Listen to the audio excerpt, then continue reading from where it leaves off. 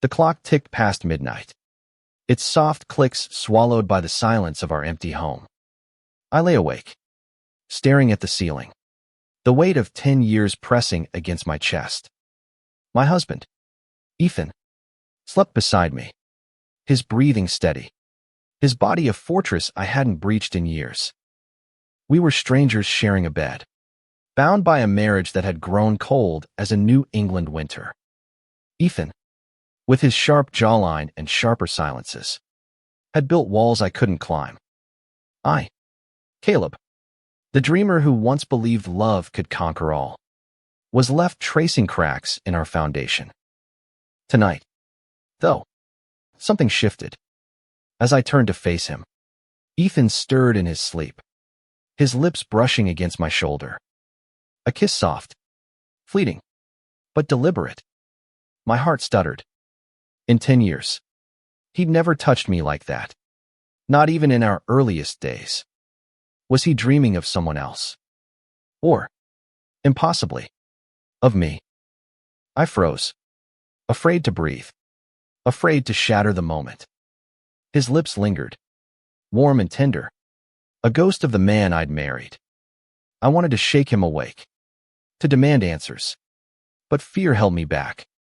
What if this was a fluke, a cruel trick of sleep? Our marriage hadn't always been this way. We met in Boston, two 20-somethings drunk on freedom and cheap wine. Ethan was a law student, all ambition and quiet charm, while I was an art teacher, painting dreams on every canvas I could afford. We fell hard, fast, unapologetically. Our wedding was small, just us and a few friends on a Cape Cod beach, promising forever under a sunset that bled red and gold. But forever soured. Ethan's career as a corporate lawyer consumed him. Late nights, missed dinners, and clipped conversations replaced the warmth we'd known. I tried to reach him date nights, handwritten notes, even therapy, but he'd shut me out, his eyes cold as slate. I wondered if he regretted us, regretted me. Yet here he was, kissing me in his sleep. I stared at him, his dark lashes fanned against his cheeks, his chest rising and falling. My fingers itched to touch him, to trace the lines of a face I used to know by heart. Instead, I slipped out of bed, the floorboards creaking under my weight, and padded to the kitchen. The house was a museum of our past. Photos lined the walls, us laughing at a pride parade, arms slung around each other, us hiking in the White Mountains, windblown and happy. I poured a glass of water, my hands trembling. That kiss haunted me. Was it a sign, or just another wound to carry? Morning came too soon. Ethan was already up, his side of the bed cold. I found him in the kitchen, scrolling through his phone, his tie perfectly knotted. "Morning," I said, testing the waters. He glanced up, his gray eyes unreadable. "Morning.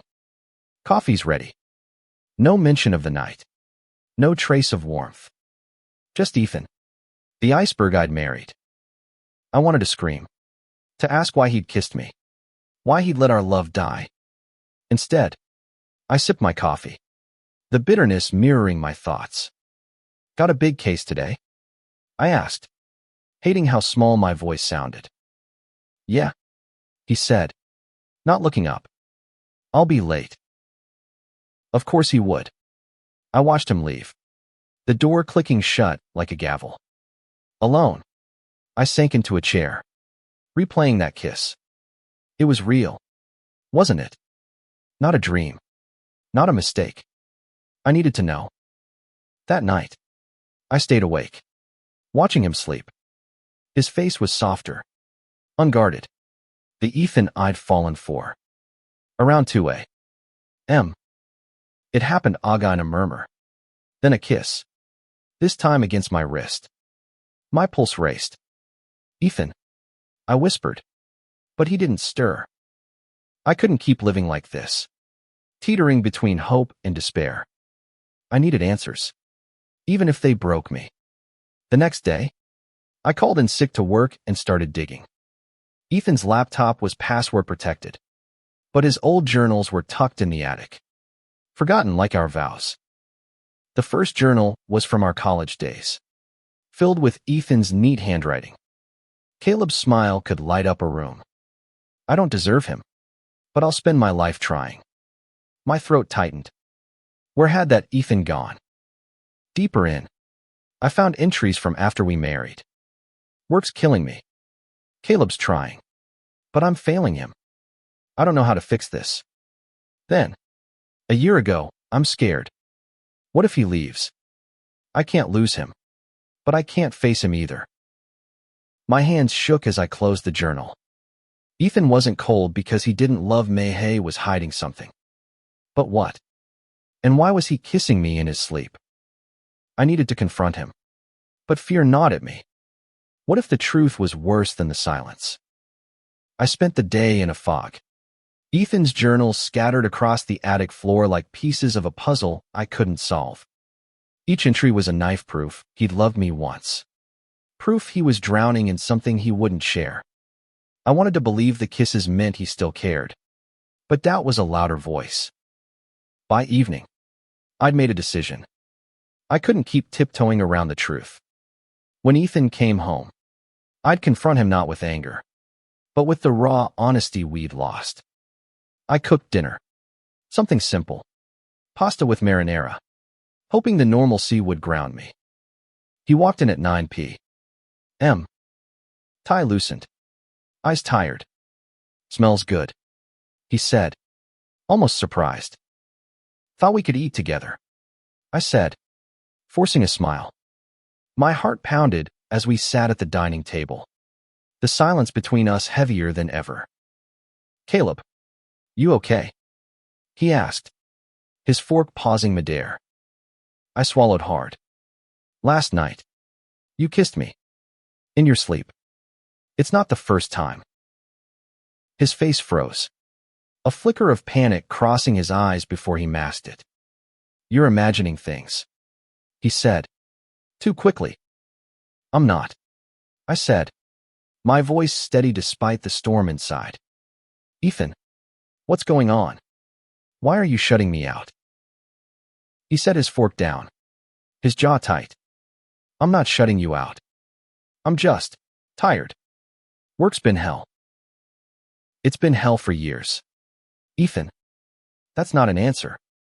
I leaned forward, desperate. I found your journals. You wrote about being scared, about failing me. Talk to me, please.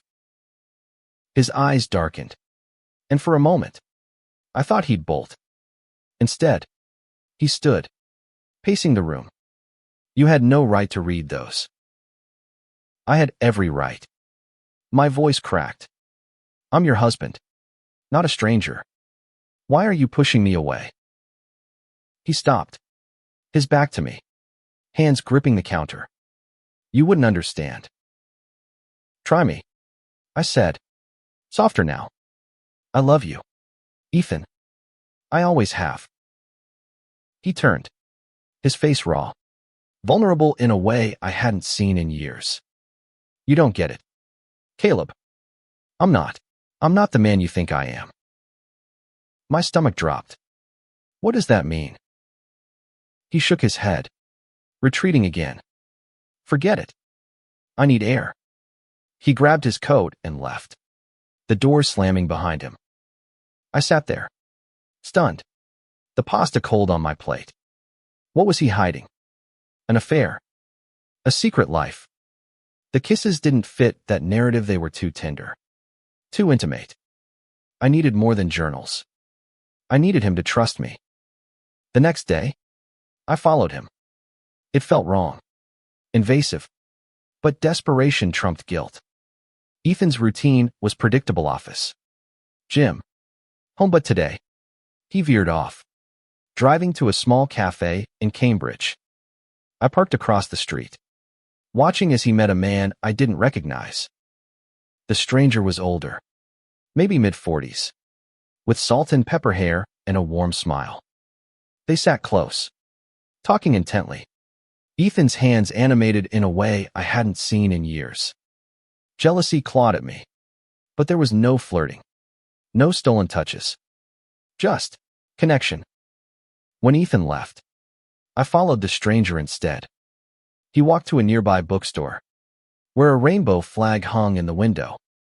Inside, I overheard him talking to the clerk about a support group for partners of those struggling with identity. My heart raced. Was this about Ethan? I confronted the man outside, my voice shaking. Do you know my husband, Ethan? He studied me, cautious. You're Caleb. I nodded, my throat tight. I'm Mark, he said. I run a group Ethan's been attending. He's working through some things. What things? I pressed. Mark hesitated. That's his story to tell. But he's not cheating on you, if that's what you're worried about. He loves you, more than you know. I drove home, my mind spinning. A support group. For what? Ethan had always been open about his sexuality to come out in college. Fearless and proud. What could he be struggling with now? That night, he didn't come home until late. I waited in the living room, the journals on the coffee table. When he walked in, he froze, his eyes on the notebooks. We need to talk, I said, my voice firm. No more running. He sighed, sinking onto the couch. Caleb, I don't know how to do this. Then start small, I said. Tell me about the group. Tell me about Mark. His eyes widened, but he didn't deny it. How did you? I followed you, I admitted. I'm sorry, but I'm drowning here. Ethan, I need to understand. He ran a hand through his hair, his voice barely above a whisper. I've been lying to you. To myself. For years. My heart stopped. About what? He looked at me, his eyes glistening. I'm not just gay, Caleb. I think I'm trans. The words hung in the air, heavy and sharp, slicing through a decade of assumptions. Ethan's eyes searched mine, waiting for a reaction I wasn't ready to give. My mouth opened, but no sound came out, just the echo of I think I'm trans rattling in my skull. Say something, he whispered, his voice breaking. I wanted to. God, I wanted to. But my mind was a storm shock, confusion, and a flicker of betrayal I couldn't name. How long have you known? I finally managed, my voice hoarse. He looked away, his hands twisting together. A while. Years. Maybe. It started as thoughts, questions. I pushed them down, thought they'd go away. But they didn't. Years. The word stung. All this time, he'd been carrying this alone, while I'd been begging for scraps of his attention. Why didn't you tell me? I was scared, he said, his voice raw. Scared you'd leave. Scared I'd lose you. Scared I wasn't enough. I stood, pacing the room, trying to process. Ethan, my Ethan, who'd always seemed so certain, so unyielding, was unraveling before me. Those kisses, I said, stopping short. In your sleep. Were they you or someone else? His face crumpled. They were me. Caleb, I dream about you. About us. The way we used to be. But I'm trapped in this body. This life. And I don't know how to be the person you married. I sank onto the couch, my head in my hands. You're still you, I said, but the words felt hollow. Were they true? I didn't know. He moved closer, hesitant, like he was afraid I'd flinch. I don't know who I am anymore. That's why I've been going to Mark's group. To figure it out. I looked at him, really looked, and saw the exhaustion etched into his face. Not just from work, but from carrying a secret that heavy. What does this mean for us? I asked, dreading the answer. I don't know, he admitted. I love you. I've always loved you. But I need to be honest with myself. And that might change things. Change things. The phrase was a knife to the heart. I'd spent years fighting to hold on to us. And now the ground was shifting again. Do you want to transition? I asked, my voice barely audible. He swallowed hard. I don't know yet. I'm still figuring out what it means. What I want. The room felt too small. The air too thick. I needed space. But I couldn't leave him like this. Not when he'd finally opened up. I need time, I said. To understand. To process. He nodded. His eyes wet. I'm sorry, Caleb. I never wanted to hurt you. I reached for his hand. A reflex. And he squeezed it tight. For a moment. We were us again, just two people holding on. But the moment passed. And I let go. The next few days were a blur. Ethan gave me space. Sleeping in the guest room. While I threw myself into work. Painting with a fury I hadn't felt in years. My students noticed. Commenting on the raw emotion in my canvas's slashes of red. Deep blues. Chaos in every stroke. I started researching. Late at night. Reading about transgender experiences. Watching videos. Trying to understand what Ethan was going through. The more I learned, the more I saw the signs I'd missed: his discomfort with his body, his withdrawal, the way he'd flinch at certain compliments. One night, I found a forum for partners of trans people. The stories were raw, honest, some hopeful, some heartbreaking. One post stuck with me. Love doesn't mean staying the same. It means growing together, even when it's hard. I wanted to grow with Ethan, but fear kept creeping in. What if I couldn't handle it? What if our love wasn't enough? I called my sister, Lila, who lived in Portland. She'd always been my rock, the one who'd cheered loudest at our wedding. He's still Ethan, she said after I poured out the story. He's just showing you a deeper part of himself. You don't have to have all the answers now. Her words helped, but they didn't erase the ache. I missed him, the old Ethan, the one who'd laugh at my terrible puns, who'd dance with me in the kitchen. Was that Ethan gone? Or was he still there, waiting to be found? A week later, Ethan asked if I'd come to his support group. Just to listen, he said. No pressure. I agreed, though my stomach churned. The group met in a community center, a circle of chairs filled with people of all ages. Mark, the facilitator, welcomed me warmly, but I felt like an outsider, my wedding ring heavy on my finger. Ethan spoke, his voice steady but vulnerable. I've spent years hiding, he said. I thought I could bury it, but it's eating me alive. I want to be honest with myself, with my husband. I stared at the floor, tears burning my eyes. He was fighting for us, in his own way. Maybe it was time I fought, too. The support group meeting lingered in my mind like a half-finished painting, vivid but incomplete.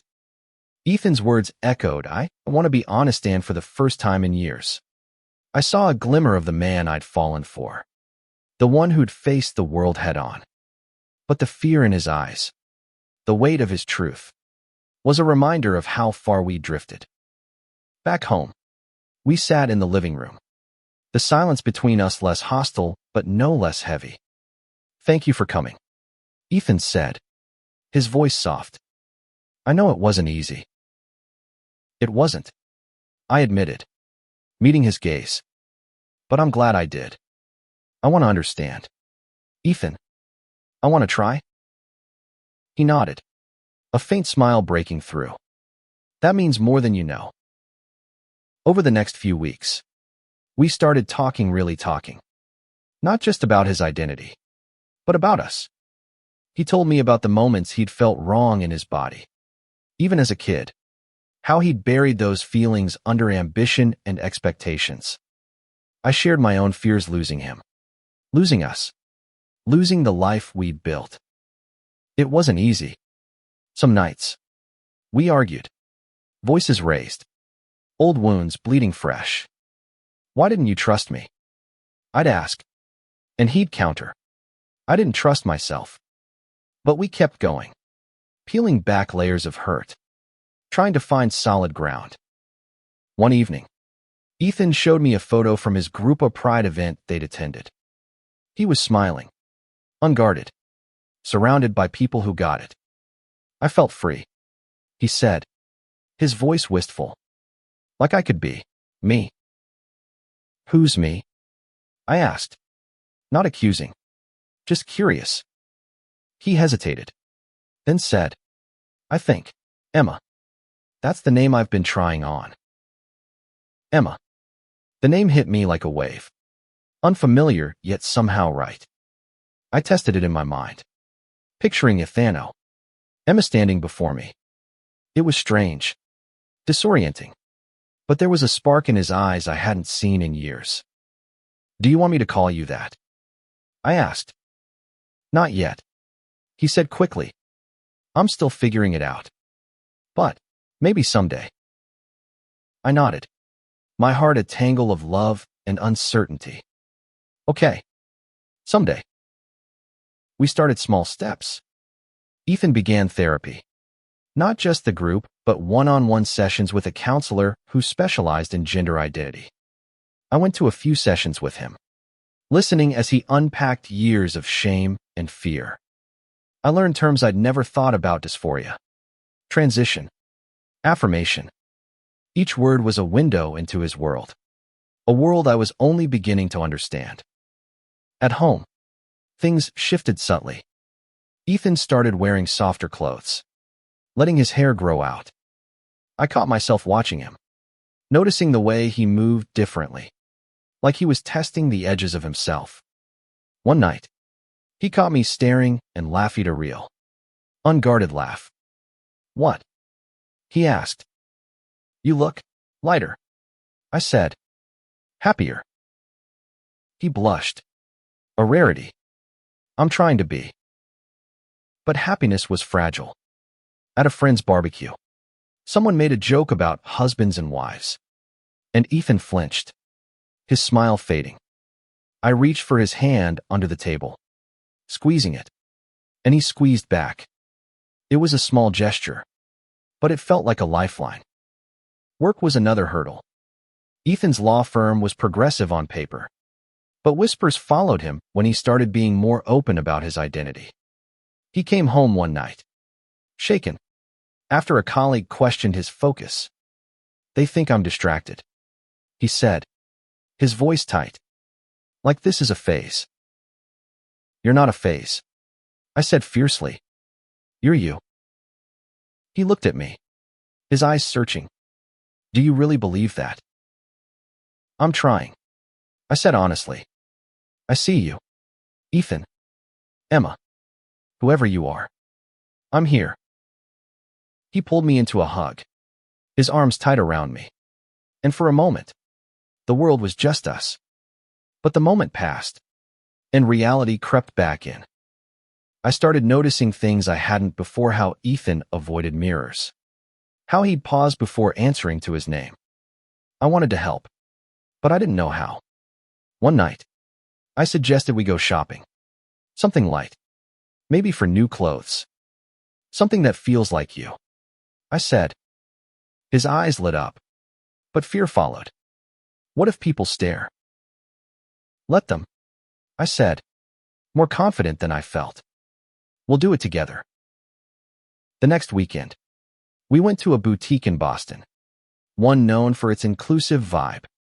Ethan tried on a soft sweater, its color a deep teal that made his eyes pop. He looked at himself in the mirror, and for the first time, I saw him smile at his reflection. You look good, I said, my voice catching. He turned to me, his expression soft. You think so? I know so, I said, and I meant it. That night, he kissed me awake. Intentional, his lips warm against mine. It was the first time in years, and it felt like coming home.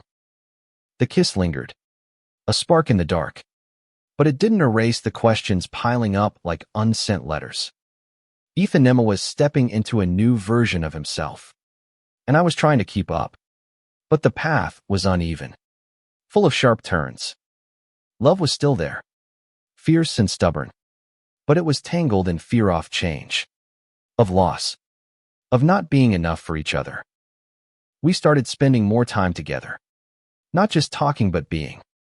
We'd walk along the Charles River, the autumn leaves crunching under our feet, and for moments, it felt like old times. But then Ethan would catch his reflection in a shop window, and his shoulders would tense, a reminder of the battle he was fighting within. One evening, he asked me to sit in on a therapy session. "I want you to hear it from me," he said, his voice steady but nervous. "All of it." The therapist, Dr. Nguyen, was kind but direct, guiding Ethan through questions about his identity. "I've always felt wrong," he said, his hands clasped tightly, like I was wearing someone else's skin. "But I love Caleb. I don't want to lose what we have." Dr. Nguyen turned to me. "Caleb, how are you feeling about this?" I hesitated, the weight of Ethan's gaze on me. "I'm scared," I admitted. "I love him, but I don't know what this means for us. I don't want to hold her back, but I'm afraid of losing what we were." Ethan reached for my hand, his grip firm. "You're not holding me back. You're the reason I'm doing this because I want to be honest with you." Tears pricked my eyes. "I just want you to be happy," I said, "even if it's hard." Dr. Nguyen nodded. "This is a journey for both of you. It's okay to feel scared, to grieve what's changing. But you're here, together. That's a start." After the session, we drove home in silence. But it wasn't the cold silence of before. It was thoughtful, shared. That night, Ethan curled against me in bed, his head on my chest. "I don't deserve you," he whispered. "You do," I said, kissing his forehead. "We'll figure it out." But figuring it out wasn't linear. Some days, Ethan was vibrant, trying new pronouns with the group, testing Emma in private. Other days, he withdrew, overwhelmed by doubt. "What if I'm wrong?" he asked one night, staring at the ceiling. "What if this isn't me?" "Then we'll find out together," I said, though my own doubts gnawed at me. What if he transitioned and we drifted apart? What if I couldn't love Emma the way I'd loved Ethan? I threw myself into learning more, joining an online support group for partners. The stories varied. Some couples grew stronger. Others fell apart. One woman, Sarah, shared how she'd stayed with her wife through transition. "It's not about losing them," she wrote. "It's about meeting them again." Her words stuck with me. I started seeing Ethan's changes not as a loss, but as a revelation. The kisses in his sleep, the softness in his smile, they were glimpses of Emma, the person he was becoming. But the world wasn't always kind. At a work event, a colleague misgendered Ethan, assuming he was just confused. I saw the hurt in his eyes, the way he shrank into himself. I stepped in, my voice sharp. "He's not confused. He's my husband, and he's figuring out who he is. Respect that." Ethan looked at me, gratitude and surprise mingling in his expression. Later, he said, "You didn't have to do that." "Yes, I did," I said. "I'm on your side, Emma." It was the first time I'd used the name aloud, and it felt like a vow. He smiled, tears in his eyes, and pulled me into a hug. "I love you," he whispered. "I love you, too," I said, and for the first time in years, I believed we could make it. But challenges kept coming. Ethan's parents, conservative and distant, didn't know yet. He dreaded telling them, and I couldn't blame him. They'd barely accepted our marriage. This would be an earthquake. What if they cut me off? He asked one night, his voice small. Then we'll be enough, I said, squeezing his hand. You've got me. Always. He nodded, but I saw the fear linger. We were building something new. But the ghosts of our past is family. Our struggles. My own doubts were never far behind. Winter settled over Boston, blanketing the city in snow and silence. Our home felt warmer, though, as Ethan and I navigated this new chapter. He was more open, sharing pieces of Emma with May's new haircut, a tentative try at makeup, a laugh that felt freer. But the weight of his secret still pressed on us, especially with his family. He decided to tell his parents over Christmas. I can't keep hiding, he said, his voice resolute but trembling. I need them to know who I am. I nodded, my stomach nodding. I'll be there, I promised. Whatever happens. We drove to his parents' house in Connecticut, a sprawling colonial that always felt more like a museum than a home. His mother, Diane, greeted us with her usual polite smile, while his father, Robert, offered a curt nod. The air was thick with unspoken expectations, and I gripped Ethan's hand under the table during dinner. After dessert, Ethan cleared his throat. I have something to tell you, he said, his voice steady despite the tension. I'm transgender. I've been exploring my identity, and I think I'm a woman. My name is Emma. The room went still. Diane's fork clattered against her plate, and Robert's face hardened. What are you talking about? He said, his voice low. I'm being honest, Emma said. This is who I am. Diane's eyes filled with tears. Ethan, you're our son. This isn't you. It is me, Emma said, her voice breaking. I've been hiding it my whole life. Robert stood, his chair scraping the floor. This is nonsense. You're married to Caleb. You have a life, a career. You can't just change. I couldn't stay silent. He's not changing who he is, I said, my voice firm. She's showing you who she's always been. And I love her, no matter what. Emma looked at me, her eyes shining with gratitude and pain. But Robert wasn't done. You're encouraging this. He spat. You're supposed to be his husband.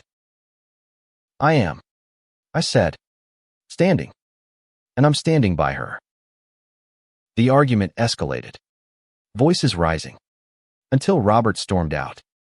Diane followed, leaving us alone in the dining room. Emma's shoulders shook, and I pulled her into my arms. I'm sorry, she whispered. Don't be, I said. You were brave. I'm proud of you. We left that night. The drive back to Boston quiet, but not empty. Emma leaned against me, her hand in mine, and I felt the weight of our shared strength. Back home, she started hormone therapy, a decision that felt both monumental and quiet. It's not about changing me, she explained one night, holding a small vial of estrogen. It's about aligning my body with my soul. I watched her, marveling at her courage. Her face was softening, her features subtly shifting, and I found myself falling in love with Emma in a way I hadn't expected. She was still Ethan, still the person I'd vowed to love, but she was also more vibrant and alive in ways I hadn't seen in years. But the world kept pushing back. At work, Emma faced subtle slights, misgendering, sidelong glances. She came home one day, exhausted, after a client refused to work with her. They think I'm a liability, she said, her voice hollow. You're not, I said, pulling her close. You're brilliant. They're just too small-minded to see it. She smiled, but it didn't reach her eyes. I don't know if I can keep doing this. Caleb, it's so hard. Then we'll do it together, I said. Every step. We started finding allies. Her support group became a lifeline, and I connected with other partners online, sharing stories and strategies. One night, we hosted a small dinner with friends from the group, and the house filled with laughter, a sound I'd almost forgotten. Emma was radiant, her teal sweater catching the light, and I realized I was seeing her not just Ethan, but Emma, whole and real. But the shadow of her family lingered. Diane called a few weeks later, her voice tentative. I don't understand, she said, but I want to try. Can we talk? Emma agreed, and they met for coffee. It wasn't perfect. Diane stumbled over pronouns, asked clumsy questions, but it was a start. Robert, though, remained silent. A wound Emma carried quietly. One night, as we lay in bed, she turned to me. Do you still see me as Ethan? She asked, her voice small. I thought for a moment, then said, I see you, Emma, the person I love, and I'm learning to love every part of you. She kissed me, slow and deep, and I felt the pieces of us settling into place. Not perfect, but real. Spring brought renewal, a tentative warmth seeping into our lives. Emma was blossoming, her confidence growing with each step in her transition. Her hair was longer now, framing her face in soft waves, and her smile came easier, lighting up our home. But the world outside our walls was still a battlefield, and I saw the toll it took on her. At work, she faced a formal complaint from a colleague, claiming her personal choices were disrupting the firm. The accusation was baseless, but it stung. They want me to be invisible, she said one night, her voice trembling with anger. But I'm done hiding. I admired her fire, but I worried. The stress was wearing her down, and I felt helpless, unable to shield her from the world's cruelty. What can I do? I asked, desperate to ease her burden. Just be you, she said, squeezing my hand. You're my anchor. Her words steadied me, but they also lit a fire. I started advocating for her, researching workplace protections, even meeting with her firm's HR to push for inclusivity training. It wasn't much, but it was something. Emma noticed, and her gratitude showed in small ways, a lingering touch. A note left on my easel, you're my hero. Our anniversary was approaching. 10 years since that sunset on Cape Cod. I wanted to celebrate, to remind us both of what we'd built. But Emma was hesitant. What if it feels like a lie? She asked. We're not the same people we were. Then we celebrate who we are now, I said. Emma and Caleb, still fighting for each other. She smiled, tears in her eyes. Okay, let's do it. We planned a quiet weekend away, a cabin in the Berkshires, just us in the mountains. The drive was filled with music, our old playlist, songs we danced to in our tiny apartment. Emma sang along, her voice brighter, and I felt a warmth I hadn't in years. At the cabin, we cooked together, laughed over spilled wine, and sat by the fire, wrapped in a blanket. I was so scared to tell you, she said, her head on my shoulder. I thought you'd leave. I thought about it, I admitted, my voice soft. Not because I don't love you, but because I was scared, too. Scared I wouldn't be enough. You are, she said, kissing me. More than enough. That night, we made love, not as Ethan and Caleb, but as Emma and Caleb, two people rediscovering each other. It was tender, raw, a promise of new beginnings. But reality waited. Back in Boston, Emma faced a choice: stay at her firm, fighting an uphill battle, or leave and start fresh. I want to be somewhere I can be myself, she said. But it's terrifying. I nodded, understanding the weight of it. Whatever you choose, I'm with you. She decided to leave, taking a job at a smaller firm with a reputation for inclusivity. The pay cut was steep, but the relief in her eyes was worth it. I feel like I can breathe, she said after her first day, and I saw truly Emma for the first time. Her parents were still a sore spot. Diane was trying, calling weekly, even using Emma's name once or twice. But Robert's silence was a wound that wouldn't heal. Emma didn't talk about it, but I saw the hurt in her quiet moments. The way she'd stare at old family photos. I reached out to Robert. A risky move. I wrote him a letter. Not accusing, but honest. Emma is still your child. She's brave, and she's fighting to be herself. Don't lose her over pride. A week later, he called. I don't understand this, he said gruffly, but I don't want to lose my kid. Emma cried when I told her. A mix of relief and disbelief. They met for lunch. Just the two of them. And though it was awkward, it was a start. He called me Emma, she said, her voice trembling. Just once. But he did. I pulled her close, my heart full. He'll get there, I said. We all will. As summer approached, we started planning for the future, not just Emma's transition, but our life together. We talked about moving, maybe somewhere quieter, a place to build new memories. I want a fresh start, she said. With you. I smiled, my hand in hers. Then let's make it happen. Our love wasn't perfect, but it was our shared one, resilient, and growing stronger every day. Summer unfurled in Boston, the city alive with color and possibility. Emma was thriving, her confidence a quiet radiance that drew people in. Her new job was a haven, her colleagues embracing her as Emma from day one. I saw her come alive, not just as my partner, but as herself, unapologetic and whole. Our home felt different, too.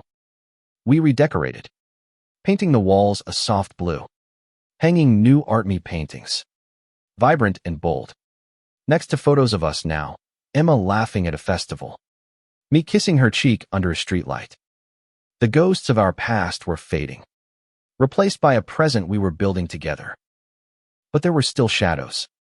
Emma's transition wasn't just about her body or name, it was about redefining her place in the world.